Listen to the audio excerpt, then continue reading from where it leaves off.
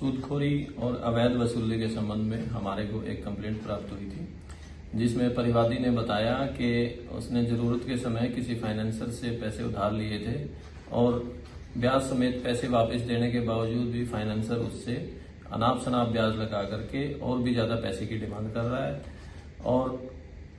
गलत ब्याज लगाकर पैसा ना देने पर विरोध किया तो उसने जो कर्जदार था उसकी मोटरसाइकिल, उसकी पत्नी की सोने की बालियां, चांदी की पजेब वो भी अपने कब्जे में ले ली और अब भी वो अधिक पैसे की डिमांड उससे कर रहा है, जो कि वो देने में सक्षम नहीं है और वो गलत ब्याज लगाकर डिमांड की जा रही है। इस संबंध में एक एफआईआर दर्ज की गई, जिसमें विक्रम और हर्ष दो व्यक्तियों को गिरफ्तार किया गया जो फाइनेंस का काम करते थे और गलत तरीके से ब्याज लगाकर वसूली करते थे। गिरफ्तारी के बाद उनका पुलिस रिमांड न्यायालय से प्राप्त किया गया और उनके कब्जे में जो मोटरसाइकिल परिवादी की थी, मुद्दई की मोटरसाइकिल और जो सोने चांदी के गहने थे वो बरामद किए गए हैं। इसी तरह से अगर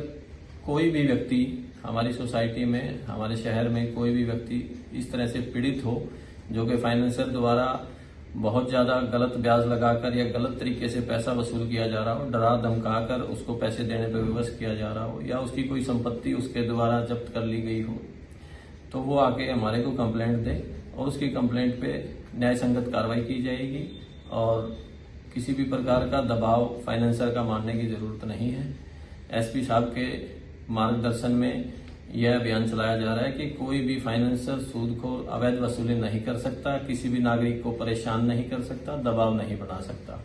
इसलिए इस प्रकार की कोई कंप्लेंट हो तो पुलिस प्रशासन से आगे मिले, तुरंत कार्रवाई की जाएगी। धन्यवाद। Thank you sir.